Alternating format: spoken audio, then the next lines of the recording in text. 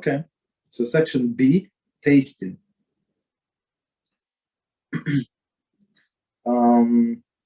Tasted for pleasure, but not swallowed. Okay, a bracha is required only when food is actually consumed, that is swallowed. Even if one only extracts the flavor of the item by sucking, for example, sucking the juice out of the veg of the orange and discarding the fruit. Okay, so commentary. The bracha on juice being extracted by sucking is shechako. Okay, in the sense we say shechako. So even so, you have veg of orange. So we don't say barepricha 8 because you have no intention to eat the fruit, right? You have intention to suck the juice. So you make the blessing on juice. Since the juices of the item are in fact swallowed, a bracha is required. Okay. However, if none of the food is swallowed, even if the food provides pleasurable sensation to the taste buds, the bracha is not required. So, meaning if he tastes and then spits out, have no intention to it. So, I would say this is common in when on Tisha B'Av. So on Tisha B'Av fast, we do not eat, right? But after they say after midday, right? After midday, so women or some man, whoever can start cooking. For example, they have children, they have elderly who are obligated to it. They're very sick people, right? Sick people are obligated to it. So if you cook for a person or you yourself person is obligated to it, right? So but that you want to continue fasting, let's say, right? You continue fasting as this woman that cooks for her children, right? For her family. So she just tastes and spit out. That's it. That's the situation. So in this case, as they say, no blessing is required, even though you tasted a little. I mean, you felt the taste, but you did not swallow. Okay. Okay, number 2, tasting to determine whether spices are needed, etc.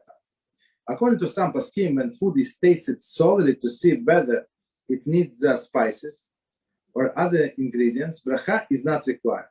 According to this poskim, even if one swallow a little food while sampling it, since the food was not consumed for pleasure, but for tasting, it is not subject to a bracha.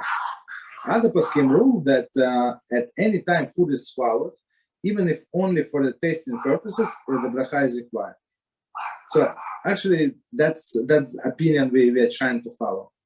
Right? Doesn't matter how much you taste, right? If you swallow, so you say the blessing. If you don't swallow, you don't make a blessing. According to all opinions, if one swallows more than revis, revis, it's a lot, right? Revis of liquid, or more than kazais, which is also a lot, of solid foods, it is considered eating rather than tasting. The bracha is required. So tasting, the way I see it, you take a little tip of the spoon. That's it. That's in my understanding tasting. But if a person takes a big piece, right, so that's not tasting. That's already eaten. As you say, kizais. Okay, continue. Number 3. What to do when tasting food? So it's practical application. Right? If one can taste the food without swallowing it, it is preferable to do so, since according to all views, bracha is not required. Okay, so they say basically not to put yourself in this doubtful situation. So if you can do without swallowing, so they say do that. If it is not practical to taste the food without swallowing it, the poskim advise to first make the bracha and eat some of the food for enjoyment rather than for tasting. Okay. But I would say, since if you want to go to according to all the poskim, so you go by this, right? So you make blessing on something else and then do the tasting. But technically, there are majority poskim say that you are required to make the blessing when you're going to taste it and you're going to swallow it. So the situation I see, right, in my mind, like when person would not be able to spit out. I mean, you have people in your house. What are you going to spit out? Like what you just tasted? Does not look good, right? Maybe when you're alone in the house, it's possible, but in front of your guest, in front of your mother-in-law, not a good idea to spit. Okay.